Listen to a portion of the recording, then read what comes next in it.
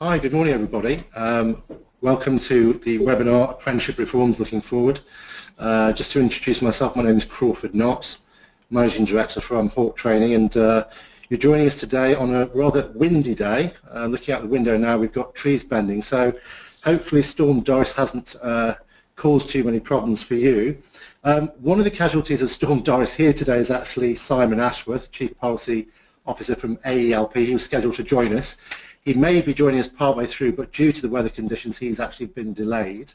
We really want this session to be as interactive as possible. So you will see from where you are that there is a chat function. So you can log questions throughout this session. We will be allocating time dedicated at the end specifically for Q&A. But could I ask, when you do actually log those questions, that towards the bottom of that function there on the chat function, you'll see that you can actually select the option on the drop-down Organisers Only. Otherwise, the default option is that your question will go out to all attendees on the webinar today. So, as I say, please do select that function, that drop-down to all organisers when you do actually put those questions forward. I'm just going to hand over very quickly to my other colleagues who are here with us today. So first of all, on my right, but obviously on your left, we've got Paul Whitehouse from the SFA. So if you'd like to introduce yourself, Paul. Yes, good morning everybody. Paul Whitehouse, as Crawford has said. I'm the Senior Provider Manager for London and the South East region. The focus of my role and my team is to give support primarily to the provider network within the region.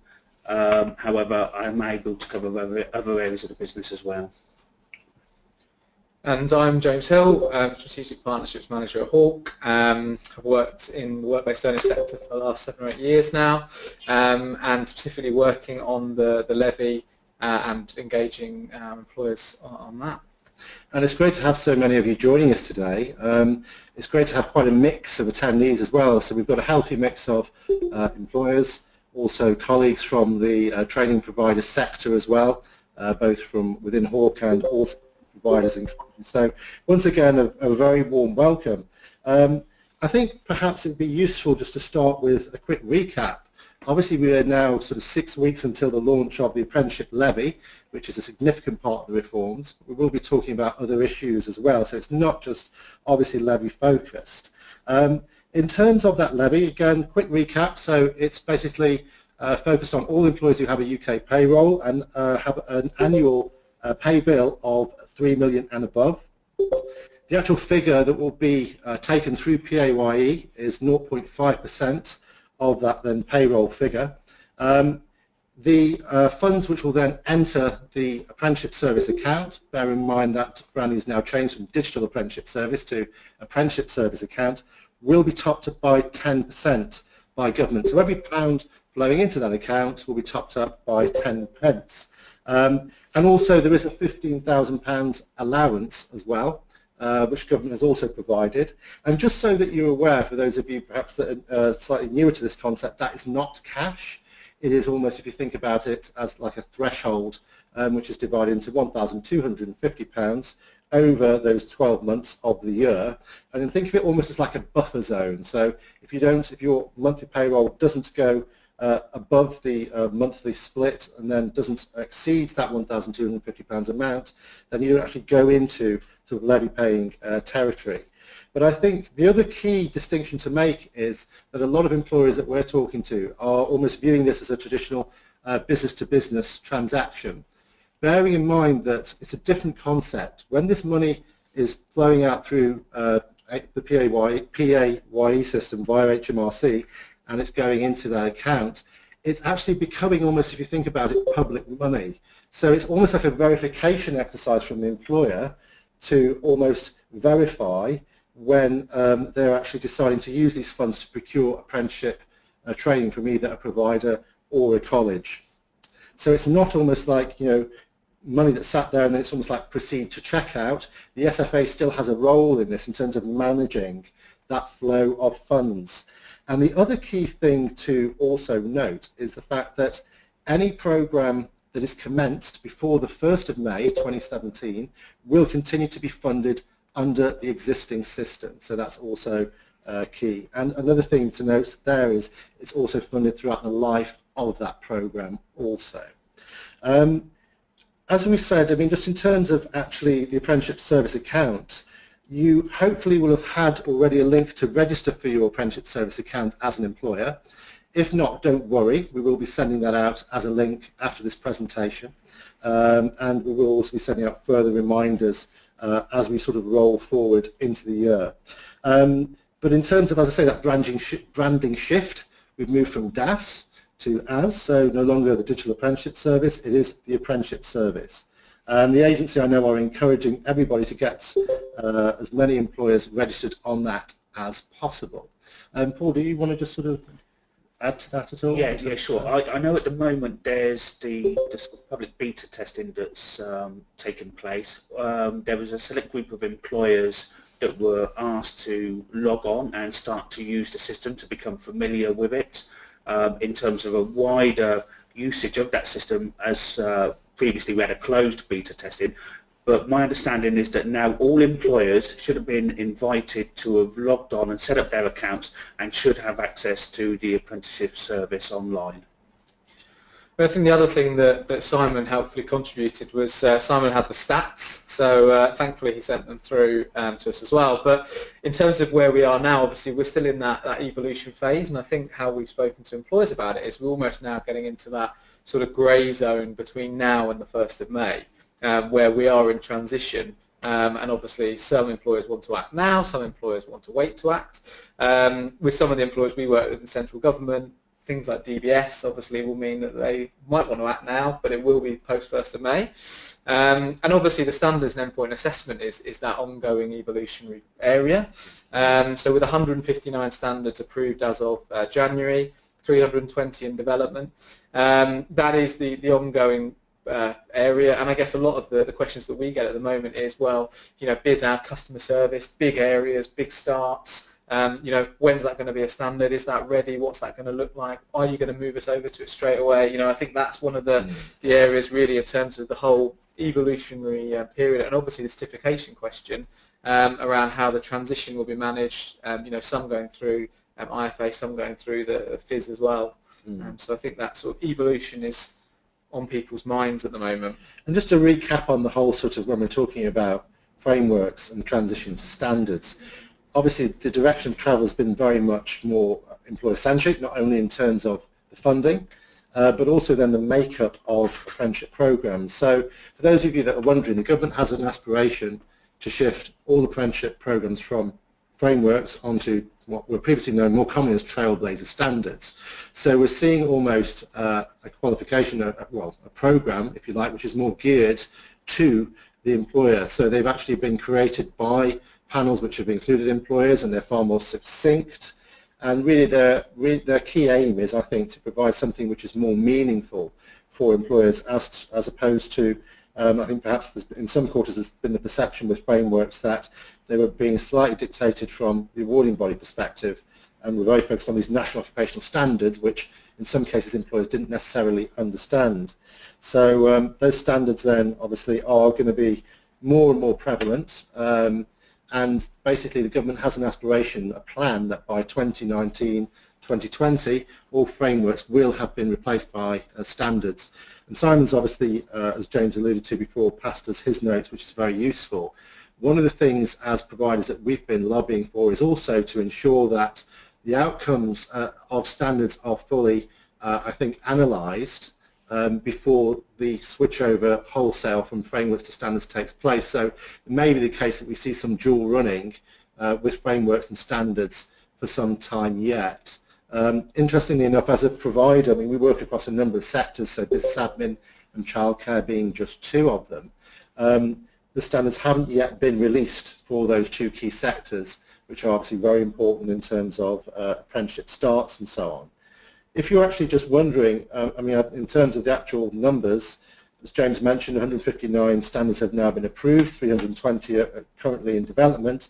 There have been so far just over 4,000 starts, so 4,300 starts on the standards, but we're starting to see more traction there. the vast majority of apprenticeships are still delivered on frameworks, but standards is something which is rapidly gaining ground, and as James alluded to also is evolving. We also have the Institute for Apprenticeships, which is effectively taking ownership from the Minister from April in terms of standards. I know AELP's view, looking at Simon's notice, that they see this as a good thing in terms of the IFA draft plan, the Institute for Apprenticeships draft plan. There are currently 8 board members who've been appointed. There's a couple of college principals there and also employers. Hopefully within time we'll also see the appointment of independent learning providers also to that board. As a sector, if you think of the training provider base, we're actually responsible for 76% the delivery of all apprenticeships in this country, so we hope to see ourselves, or our type of organisation, being represented on that board as well. But currently, in terms of obviously the development of the standards, there's an operational plan which mandates the current development of standards and assessment plans. The other issue we face within the sector is, at the moment, one of the key differences between a standard and a framework is that with a standard you have something called an endpoint assessment at the end of it. So it's almost like an end test, if you think of it, as opposed to this continual assessment, which we've seen to be more the case under frameworks. And quite a large percentage of those standards currently don't have an EPA defined, but this is something that we should see gathering pace. I know that's been the case, for example, in terms of standards out there with no assessment plans. Recruitment and HR being a couple of examples there. One of the things we're seeing is that employers are not always fully aware of the development process, and they think sometimes that they can select standards which haven't yet been released for funding. So this is also going to be a key role of the IFA to actually press go and say, okay, this standard is now available to be funded.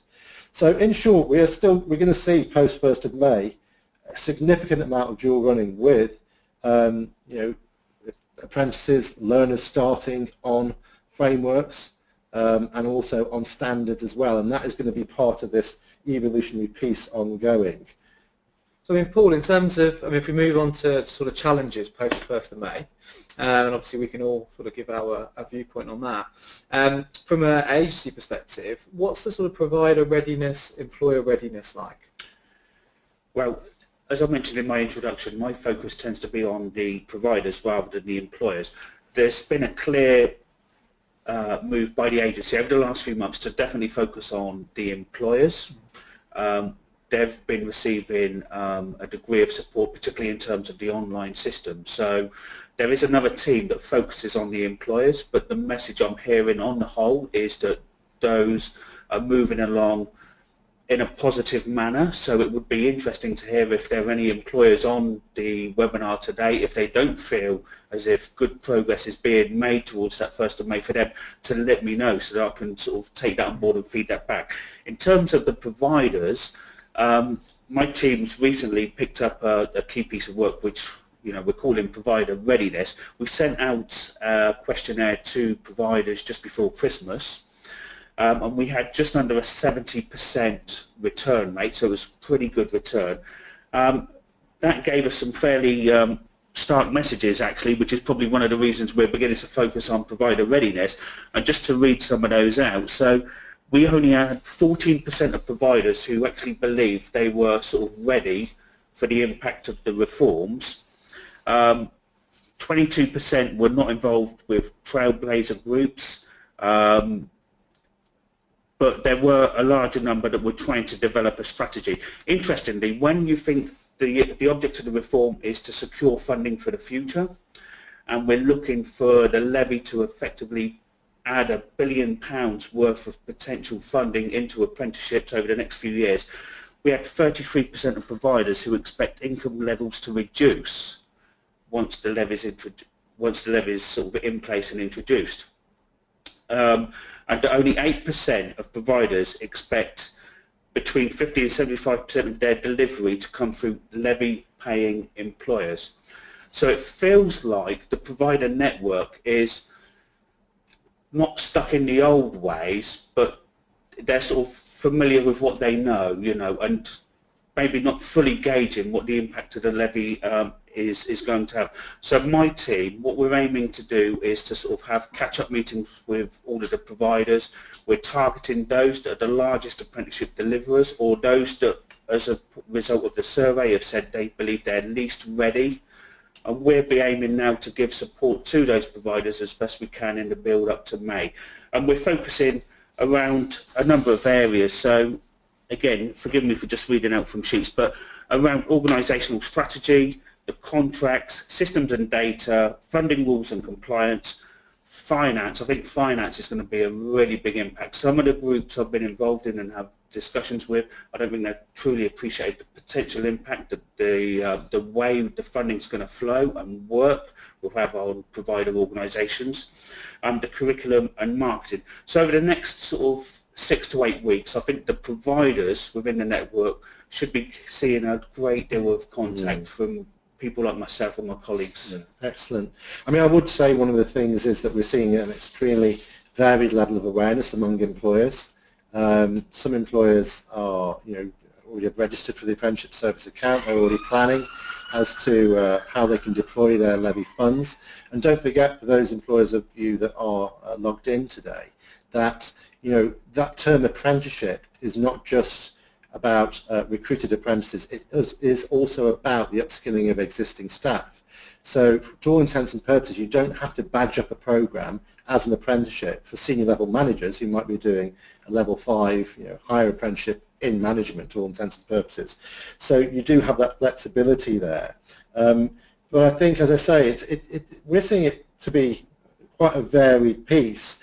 I think just going back to the point on standards, I know, looking at Simon's notes here from AERP, that one of the concerns that the sector has is really about this endpoint assessment readiness to actually deliver, not just to actually be on the register. So as providers, we've all had to register on the register of approved training providers, but there is also a separate register to deliver this endpoint assessment, that sort of end test, if you like.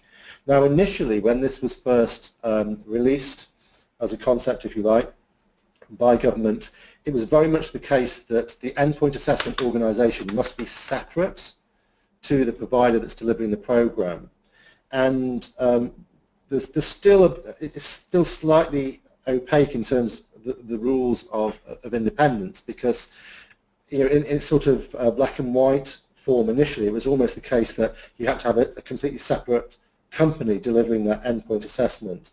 But there seems to have been a slight shift in that, working with some of the awarding bodies, it may be the case that certainly, just quoting from myself personally, not necessarily a Hawke view, that it may be the case that under the auspices of awarding bodies, we may be able to have teams within our organisation who are not directly supporting apprentices and learners on programme, but who could then carry out that endpoint assessment. So I'm just putting that in the mix. I'm not saying that's gospel, but I think these are just some of the conversations that we're seeing within the sector, because as you can imagine, the government has an aspiration of 3 million apprenticeship starts by 2020. If all of those starts are then obviously going to be shifted over throughout that period, we're going to see a shift from frameworks to standards. There's a huge infrastructure which is going to be required to actually deliver that endpoint assessment. I think a couple of things as well. I mean, we've talked about this, but with the levy paying employers, we've really tried to take the approach to talk to them about making their levy strategy part of their mainstream talent strategy. So it's not seen as here's our apprenticeship box and here's our employee box, to build it as an HR strategy. I think the problem with that is that to do that for large employers is a much longer process. So I think some are saying to us now, yeah, great, that's what we aspire to do, but actually in terms of the timeline, that might take us 6 months, 8 months, 12 months, 24 months to do that. And I think for providers, we're in a transitional period where we're used to working with branches at branch level, and actually we're now working with head office levels, and maybe where that's not been sort of clearly identified yet, who within that head office function, is it a finance function, is it an HR function, who actually will liaise with the providers. And I think on the non-levy perspective, obviously the sort of really obvious point is that, as providers, we're now asking people who previously haven't contributed towards training for 10%. And the best you can try and show that, in some cases you might be asking for £11 a month from a from an organisation, obviously to draw down the additional 90%.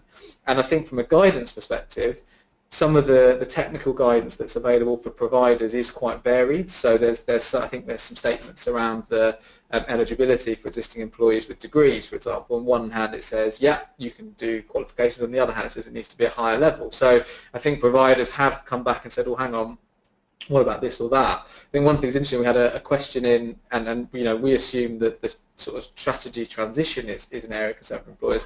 One of the questions we've had is how people actually calculate what their levy spend is going to be, because the wage will fluctuate. They have lots of bonus payments and commissions.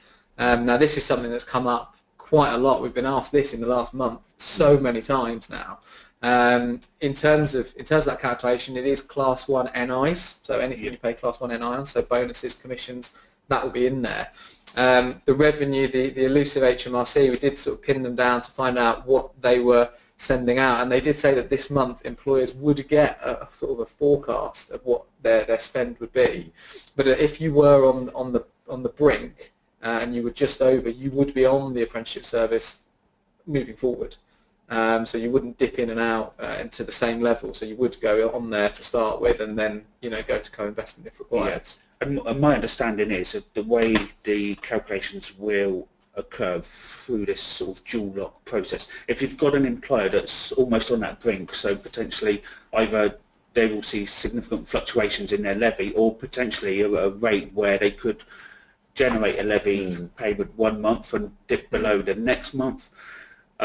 There will be a series of reports from the data, because the dual lock requires the employer and the provider to confirm certain facts, and then they're compared. And before the final submission, you will get a chance to review that data to agree what the payments are. But what the system will try to do is almost put apprentices in a line of order in terms of payments, and levy pot will be used where appropriate for the same apprentice month after month, so it almost follows the learner. And what will happen, the systems will automatically kick in. So if you've got an employer that dips below 1 month, doesn't have a levy pot, but have got apprentices in learning, the system in theory should kick in with a co-financing. The provider will get a report that said last month you received payment from the levy pot, this month is through co-financing, so the SFA have paid 90% of the cost. You now need to recover 10% of that cost, and you have 3 months to secure that funding. So there could be employers out there that 1 month are seeing their apprenticeship training being paid from the levy pot, the next month being required to pay a 10% contribution. I think that's a really important point as well, because again, just to recap, for those, as Paul said, if your pay bill is dipping, and for employers that don't have a wage bill of under £3 million, they're going to pay 10%, and the rest will be co-financed by government. So that's what we're talking about with this co-investment model. So when your levy funds potentially, I'd say, will not cover that particular payment for a particular month, you'll switch then to the 90% government-funded model. And just to be clear, I'm led to believe, well, I'm not led to believe, I know that the system will kick in almost as sort of, but at an apprentice level, part. So if you had enough in your levy pot to pay for 50% of an apprentice's learning for that month, it will use the 50% and then say 50% is then co-funding. So it will go down to that level of detail, when there will be reports for providers and employers to show quite clearly how those calculations were made. I think before we move on to the next point, one of the questions we had is around, I think from an employer, I would guess, is what happens if at the end of the year they have a surplus in the pot.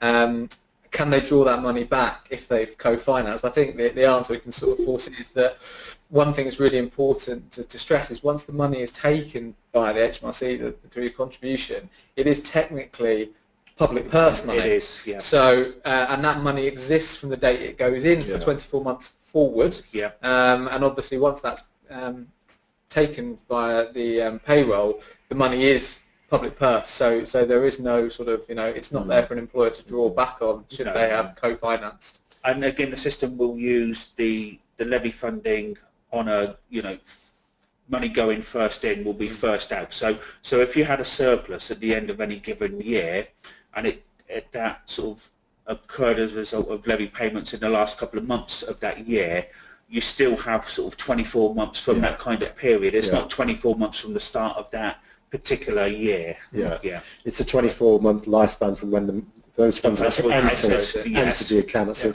very important point to make. And to be honest, in terms of sort of our discussions with employers and also what we're aware of in the sector, we've come across employers that have said, look, we want to spend all of our pot and then some. We've come across employers that said we're going to take it as a hit and just pay it and view it as a tax. So it's very varied in terms of the approach.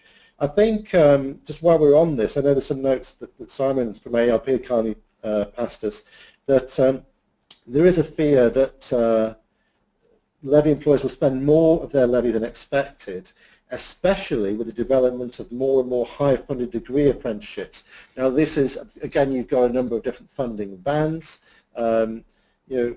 especially those that are sort of effectively going to cost 25,000 and more. If you're doing a degree level apprenticeship, obviously you're going to eat through those funds at a far quicker rate. And one of the concerns is that this means there could be a shortfall in the funding for non-levy employers, potentially impacting in years 3 or 4. I know AERP are actively lobbying the government to get the Treasury to put a financial guarantee in place to cover this.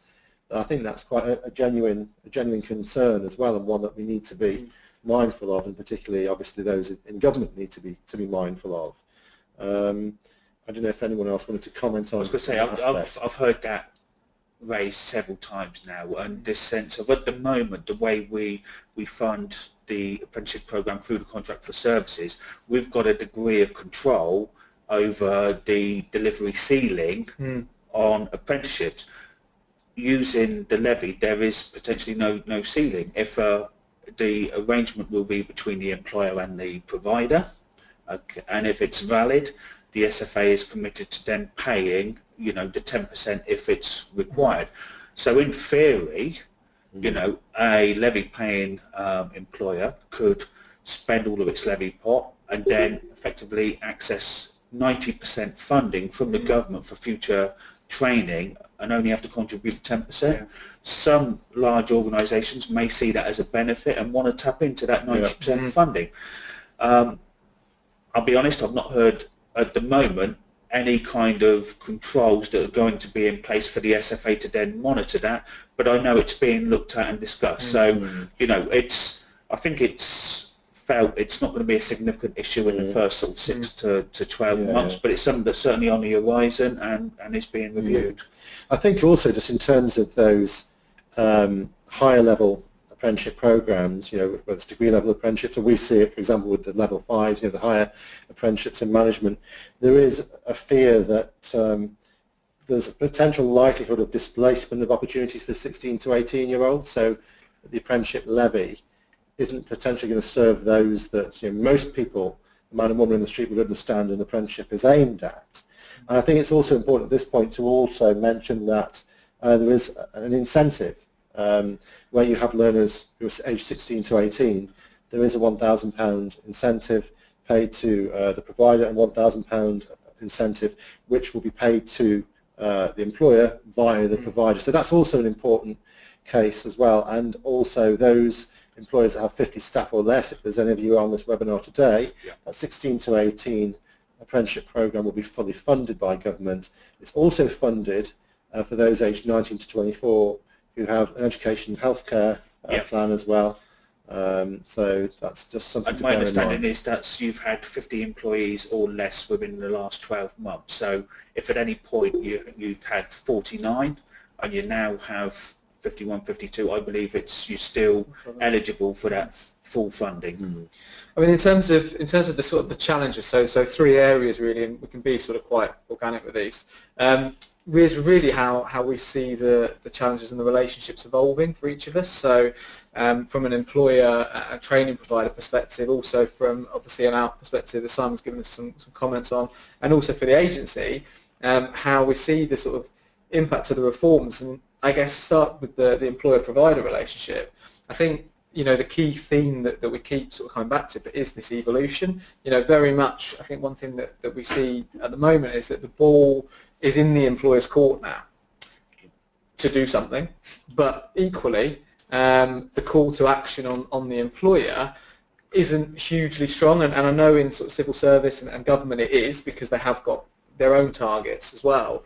I think for other sort of large private employers, the ball's in their court, and providers are now sort of waiting, and obviously we're having to go through sort of daily procurement and tenders and contracting conversations, and also how our model is going to have to adapt for different employer needs, because if they make it part of their mainstream strategy, I think one of the worst things providers can do is almost go to an employer and sort of tell them that their mainstream talent programs aren't worth the paper they're written on, and they need to go down the apprenticeship route, because obviously also appreciating employers have spent a lot of money investing in their talent programs and looking at this as a complementary part of that strategy.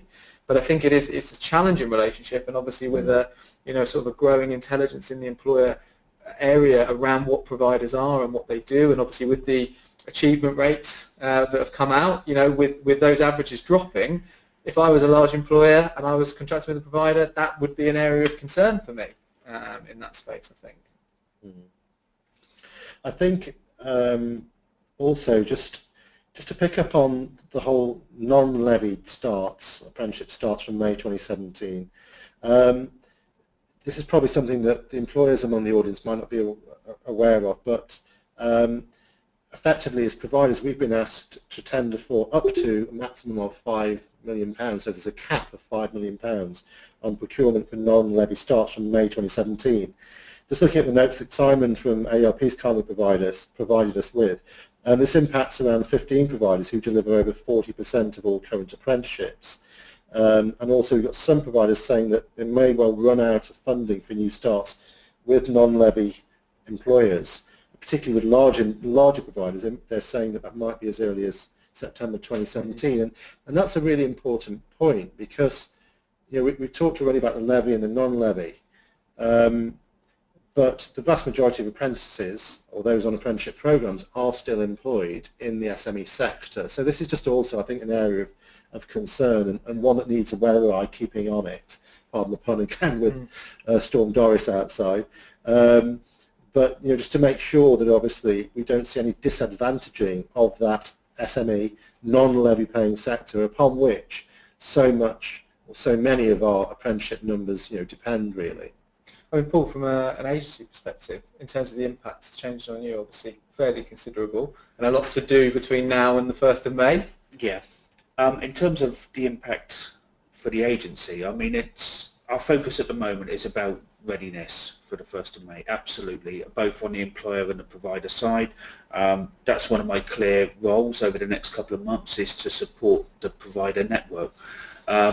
The audience may be aware that we go through changes on a regular basis. I believe there will be more changes in the short term for the agency, including talk of a potential merger. So it's very hard at this stage to gauge what the agency is going to look like, even in sort of 6 to 12 months' time.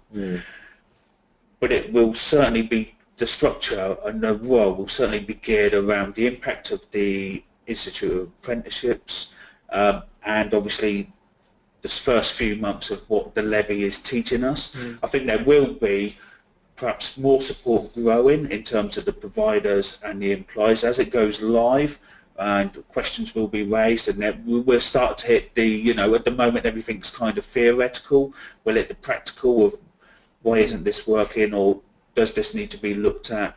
And I think we'll see a shift in terms of potentially more support being geared towards the providers and the employers, certainly to make sure that once we're up and running, that it is a successful reform program.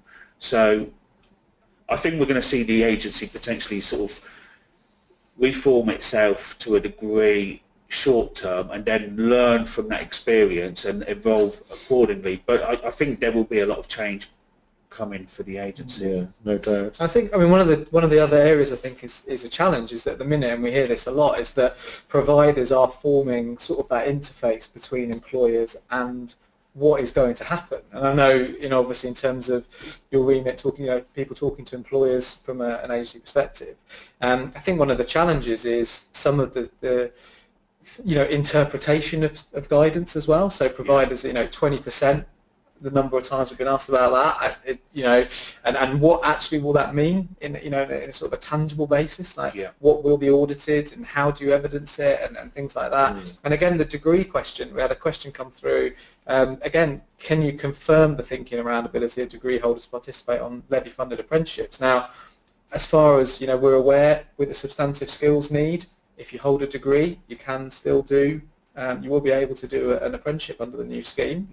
At a lower level, yes. If you can evidence that it's the qualification that's being undertaken, the learning that's being undertaken is required for the role that person's doing and is significantly different from the skill set they currently hold. So yes, I mean it's possible for someone with a degree to go in and do a qualification at a much lower level for the role they're undertaking.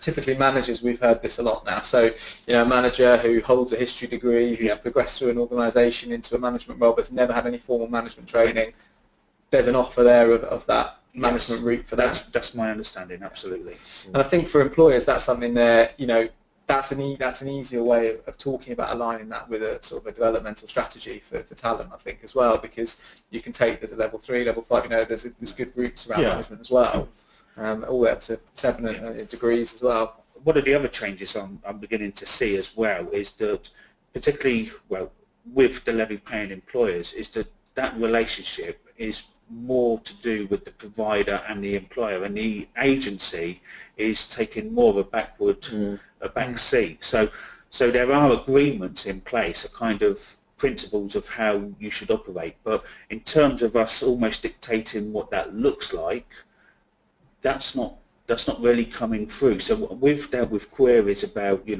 what should a contract look like, how do we arrange for payments to flow between the provider and the employer. It's very much that's between the provider and the employer. So in that sense, we're seeing a kind of shift as well. So the agency going forward, I'm not saying that relationship will have no support, but I think there's going to be more support in terms of non-levy employers and the relationship with providers, because that's more akin to the way we operate at the moment. Yeah, I think that's really important. I know we touched on this point before, but and also see in Simon's notes as well, and it's something that we're also more than well aware of. But as we said before, the levy represents 2% of employers.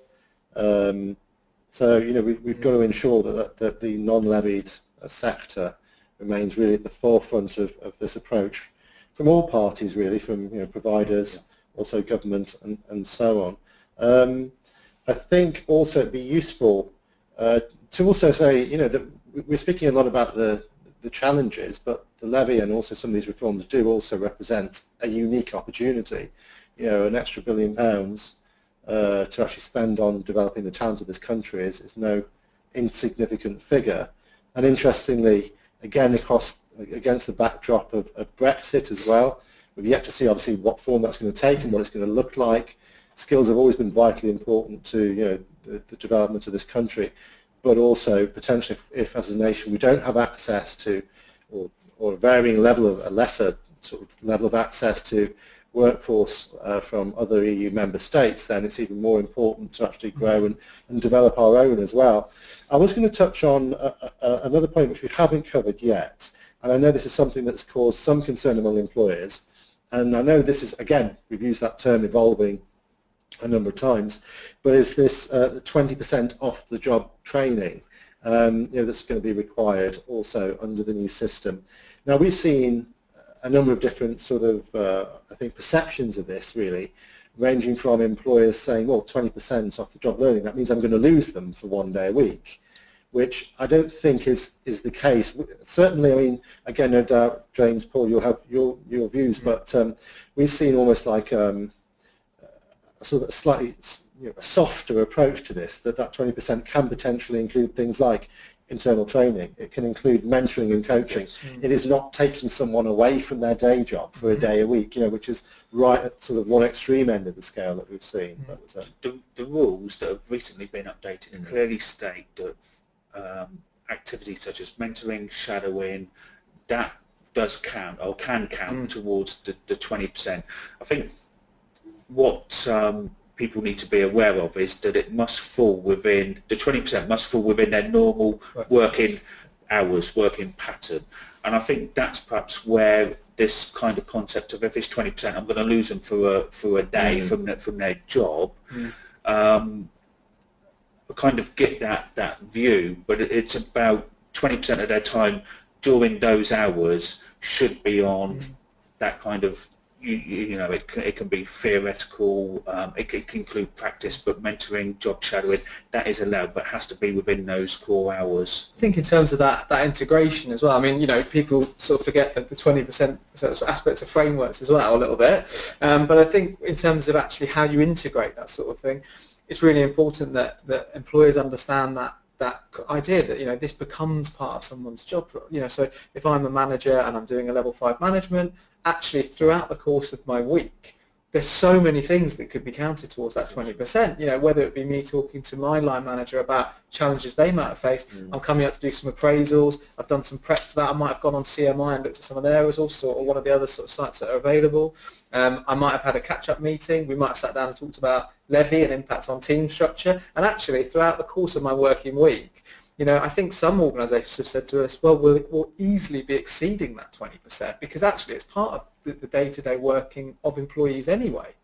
So I think the fear in some ways, and I think part of this whole thing, and I know we talked about impact and change and looking back and how people see it. I think the last 12 months as a theme were probably dogged quite heavily by like fear of what was coming. Was it actually going to happen?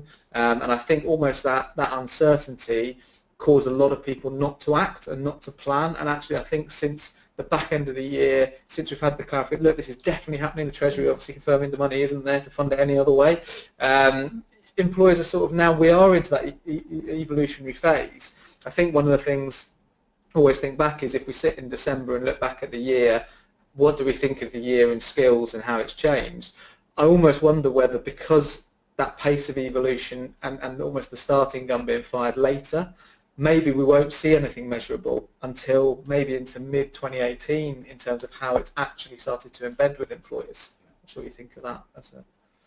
In terms of what measuring the impact. What's an impact. Yeah. But I guess from the agency's view, it's the introduction of an online system that's working for employers and providers, that we're seeing kind of levy funds being utilised by those large employers to support training within their own workforce. But ultimately, as Fulford said, it's about achieving that target of the number of apprenticeships. So we would like to see that quality apprenticeships are on the rise and supporting both the economy and the local geography. Yeah. So I think ultimately that's what the agency is aiming for, is that increase in apprenticeships, but not just an increase in numbers for the sake of it. Yeah. Of quality. That's the endpoint assessment. That's why they're being introduced.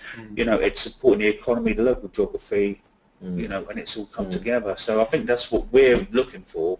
I think it's a really important point to make as well, Paul, is the piece around quality, because I think you're absolutely right. What we don't want this to be is to be some sort of like number grabbing exercise to reach a target of 3 million apprenticeship starts, which is the government's target by 2020. I mean, as a provider, I think every provider learns sometimes from the mistakes. No one gets it right all the time, but we're an Ofsted outstanding provider. We do come across, and one of the areas of concern is where we do see certain organisations within the sector adopting that type of approach that I've described. And I just wondered, in terms of the whole sort of process having teeth, where poor provision is identified, how do you think that can be weeded out in future and under the new world? Well, certainly the providers on the webinar will perhaps be feeling some of the pain of the recent rise in the achievement rates. The agency is currently completing its review of what those rates are. So we've pushed up the bar in terms of what we expect as a minimum level of achievement, and where providers are not achieving that required standard, then action is being taken. And I can't speak too much because we're finalising it at the moment, and there will be communication going out to the provider network within the next couple of weeks. Sure. But we are actively now looking at, as I said, pushing up the criteria by which we deem a provider to be successful, and where they're not achieving those kind of rates, we're going to be quite firm and hard with those providers, and the aim is to push up that quality while increasing numbers. And those providers that are not delivering, potentially face losing their contracts, and there is interest as the reform comes in, so we're getting responses to these tenders from new providers, so there is the potential for that network to increase. That bringing in new providers brings a degree of risk as well. We appreciate that, but the aim is quality. Absolutely. I guess that's a challenge as well, because obviously throughout the last year, some providers have gone out there, actively signed up and engaged with employers for a theoretical contract that happens post the 1st of May. Obviously, until you get to that point and actually put the learners onto the apprenticeship service and do the double data lock and start to put the ILR up, it is a theoretical contract. It may be signed, but there's nothing really there in terms of services at that point. Obviously, with the achievement rates that are sort of coming out now, that's going to have an impact on things like what Ofsted might do for certain providers between now and that point. Obviously, the knock-on effect of the register then in terms of publishing. In terms of the pressure on you guys, a lot to do in a very short period of time. We could be pushing a snowball off the top of the hill. So I think it's a good point. I'm glad you mentioned Ofsted as well, James, because obviously we've got a mix of people viewing the webinar today, both providers and employers, and the providers and colleges will only be too aware really of Ofsted and the role in which it plays. The employers also, you no doubt know about Ofsted, but if you get an Ofsted inadequate, you're unable to effectively register on the register, aren't you? And also I think part of it will be where people have been approved on the register, and then the worst case scenario are given an Ofsted inadequate. There will obviously there's going to be knock-on effects there in terms of potential transition of provision away from that provider or college to other providers. And just on that whole sort of piece about Ofsted and so on, one of the conversations that we've had with a number of employers is employers are also looking at becoming an employer provider in their own right, which they can also do. And one of the things I think that is important to bear in mind, and I've had this question from employers directly myself, if we get our own, if we actually become a provider ourselves, are we then open to Ofsted inspection? And the answer is yes, you are, really. So that's an important point to make. I know also in terms of the sort of evolution of our service, one of the things that we found is that with very large levy payers, I'm thinking of, for example, NHS trusts is one example there, they're actually quite keen to deliver some aspects themselves. So let's say, for example, it might be something like dental nursing or what have you, but what they're looking to do is almost like manage the risk and look to providers like us at Hawke to actually provide compliance and consultancy support around not only the learning experience, but Ofsted compliance and so on, but also around that sort of contractual support, if you like.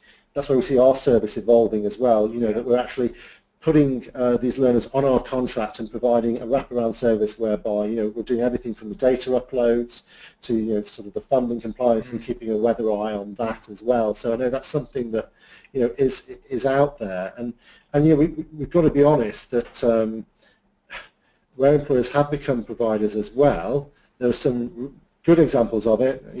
I know there's been some that have got very good Ofsted ratings, but if we look at that split, there are a number that haven't received good Ofsted gradings after inspection, and that is also part of some of the discussions and employer thinking that we're seeing, is that some employers are saying, okay, well look, we might look at becoming an employer provider, but we've got to think about any potential damage to our core brand. Are we a retailer or an automotive manufacturer, or are we a training provider? So that's some of the different sort of components, if you like, the discussion that we're seeing. Yeah, and I think a message to all employers considering that route is absolutely, I'm sure you would, but do your research, because I think it can be quite daunting, some of the requirements that the agency can place in terms of, you know, those data submissions and compliance and all of those kind of areas.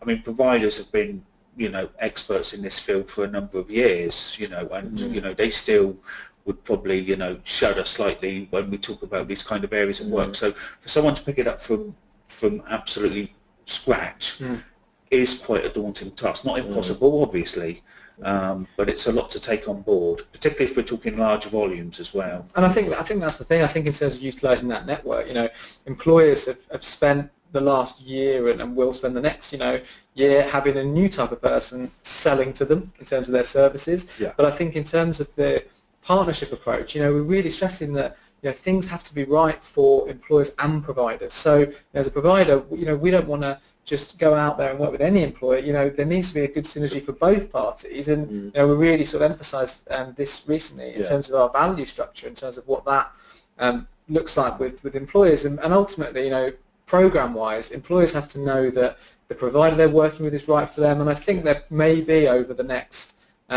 sort of course of the year, maybe a bit of a sieving out where employers have gone for a big provider who can cover everywhere and maybe do everything, and actually maybe then we'll start to say, actually we could get a specialist provider in to do that, or we could, you know, and I think, you know, that's how employers tend to buy services in other areas, and maybe that's what the trend we'll see. I know we've had some questions in as well. So yeah, I know we're sort of 10 of minutes now from the schedule done, and we're happy to run over a little bit to answer any outstanding questions, but if we could start to work through those, that'd be useful, I think. I think one of the ones was around minimum term for the new sort of training.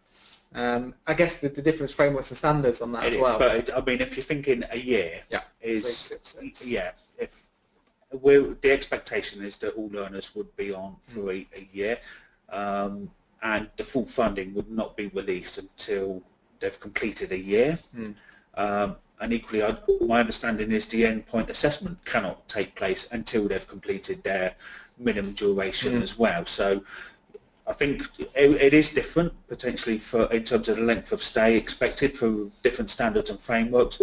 But if everyone's thinking a minimum of a year, then, you know, it's upwards from there. And also, I guess you've got, you know, we talked about the 20%, but you do need to think about that, because if a program's 24 months in terms of its design, then the 20% of 24 months is obviously bigger than if you say, well, I've 367 days, so I can finish now. Well, you might be over 366, but you might not have fulfilled all the other requirements. So I think that's part of the education process as well. I think we're trying to embark with employers and sort of saying, let's tell you everything about how apprenticeships work, because they're not just buy off the shelf, deliver it in a few days type training. We've got another question here. You mentioned that HMRC will write to employers later this month to let us know if we have to pay the levy. What if we're not at a high enough payroll level now, or even close, but become eligible in the future? Will they let us know when we have to pay it?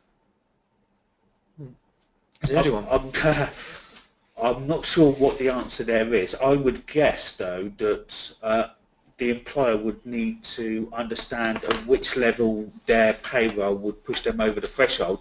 They would then use their HMRC gateway login to then record their PAYE, and then it would be picked up through the system. So my guess is if you feel you're even close, it might be worth just making sure you're logged on. But if at any point it grows to that level, I'm guessing it's a case of logging on. I think that's contacting HMRC actually. Yeah, and I think that's where some employers have said, I think in terms of that guidance around payroll, in terms of the actual, you know, they talk about the 0.5% being taken, but you will, as the employer, be paying the 0.5% through your payroll process. So I would also say, talking to your payroll, you know, either team or outsourced business about that, maybe even, you know, if you use Sage or another thing, talking to them about it, because ultimately, you know, some of those calculations around percentages of employees who live in England, who work in England, and in terms of that contribution you make through your payroll return at the end of the month, you will be paying that in. So HMRC have said that ultimately at the end of the year you could be in a scenario where you may have overpaid or underpaid into that pot, and maybe unlikely on the overpaid, but you know, on the underpaid, and if you have, HMRC will be asking you for the shortfall. And I think the key thing is, you know, tax, public purse, you know, yes, you may be contributing, but it is very much seen, you do need to see it as something that will be, you know, HMRC will be sort of hot on that case. The other one really was a sort of a capacity question for Hawke and probably providers in general as well. Yeah, I mean, the question is actually, it says in this case, are Hawke equipped to handle the increase in apprenticeships? Have you hired new tutors to ensure there is enough time given to all employees? To all employers. I think the key thing, I mean, obviously this is a Hawke-specific question. We've never stopped recruiting for tutors. For those of you that are providers viewing this session, I would always encourage you to keep the feelers out there, whether it's ongoing recruitment campaigns. I mean, 2015, we actually saw our headcount as an organisation increase by 40%. I think one of the key aspects here is also, and it comes back to that partnership and it comes back to communication, is that as part of our engagement with employers, planning, advanced planning wherever possible, is vitally important, because in order for providers to provide a quality service, we've also got to bear in mind things like obviously tutor caseload. I know some people refer to them as assessors, we refer to them as tutors, so tutor caseloads. So we're currently working on an average of around about 40 odd learners per tutor. And also geographic coverage as well, because if we're given that information in advance as far as is sort of humanly possible, we understand obviously people are running businesses and there's a lot of day-to-day pressures, then we can actually plan in where we recruit tutors in our case. But in terms of actual also handling the increase, I think this also comes back to providers to provide an evolving service. There is also huge potential for technology to impact on the delivery of apprenticeship programs. I'd caveat that by saying that feedback from our employers is such that they see technology as being an enhancement, not as a substitute for face-to-face contact between learners and their tutors and assessors. But it's vitally important for people to look at a blended model as well. So in the way that we're running a webinar today, we will also run webinars for learners, also information giving sessions for employers, employer forums here, group workshops, both on-site and off-site. So I think in terms of handling the increase, I think it's vitally important that the communication is fluid and that the recruitment process is very sort of dynamic and structured and geared to demand, but also the fact that we have to analyse also different ways of delivery and listen to employers as to what they want, because a lot of young people as well, they're used to using technology, it's part of their day-to-day, and particularly those learners expect to see a blended approach, whether it is a live session that's delivered that they can view on their mobile as well, so that's also very important. I've got a nice comment as well in terms of coming towards the end of this, but someone there commenting that they think it's a great thing, and I think in terms of opportunity, there are some very small providers out there as well who maybe have some large employer customers who actually may see their business really increase as part of this. Well, I was going to say, I mean, we all recognise this is a huge change to the sector, one of the biggest changes ever. Yeah. But it is a massive opportunity. Yeah. I'm really surprised, as I said earlier, when 33% of providers thought their income level would reduce. £1 billion worth of extra demand is potentially going to be in the sector. If I was an employer paying the levy, I would want to see as much of that money reinvested into upskilling my workforce and using it. That's demand, £1 billion worth of demand. And if they don't go down the employer-provider route, they're going to need providers to support that reinvestment. So, and equally, in terms of varying, sort of obviously some of our employers who are on here today, know the areas we deliver at the moment. In terms of saying, look, could you take on other areas? And I think one of the things we've always said is, that demand, it's a supply and demand market, isn't it? In some ways. It is, and just I think also just to further bolster, the positivity. I mean, we've got a comment here from one of the employers viewing the webinar now that says, look, the levy is a great thing in my opinion. It's focused the minds finally in my senior management team, and we need to embrace apprenticeship. So I think that really sort of bears out what you're saying as well there, Paul. But it's also going to fall to providers to ensure that we really grasp this opportunity with both hands. But we mentioned it a number of times. It's about a close working partnership and really how involving employers in the shaping of this service, whether it's consultation, whether it's standards, new sectors, new qualifications, new programs, etc., whatever that might be. Fantastic. So if there's any other questions, please feel free to send them in. We'll hold the holding slide for sort of a few minutes afterwards. Equally, we'll be running some more webinars, I think next month and in April as well, especially for our employer. Clients will be running some around British values and prevent in terms of how that's embedded within the programme. I know it's a particular area of focus at the moment, so that will be something that our Director of Quality will be running. Yeah. We've got employer forums coming up in March, in National Apprenticeship Week. We've got one for the levy payers and non-levy payers, and for any of our NHS clients who are here as well, we've got an NHS forum as well in March. So plenty of activity in the next few weeks. If there are any questions, please feel free to ask away. Alternatively, please feel free to send them to us afterwards. Absolutely, and we'd also say obviously March, we've got National Apprenticeship Week coming up from the 6th to the 10th of March. So it's an ideal opportunity to showcase success for providers and employers who are already engaged with apprenticeships, colleges also. But it's also an ideal opportunity for an employer who's new to apprenticeships to actually get involved and also use that as a platform to launch your programme. I don't think we've got any questions coming through, so I think all that remains for me to do really is to thank all of you that have attended the webinar today. We hope you found it useful. We will be sending out a survey afterwards, and we welcome any ideas and suggestions for future webinars, and also on how you found today in terms of feedback. And finally, also to Simon Ashworth, sorry he couldn't be here from the AELP, but Simon, thank you for your notes. That's greatly appreciated, and the time you've obviously spent putting that together. Thanks also to James. Thank you to the team here at Hawke for helping to put the session together today.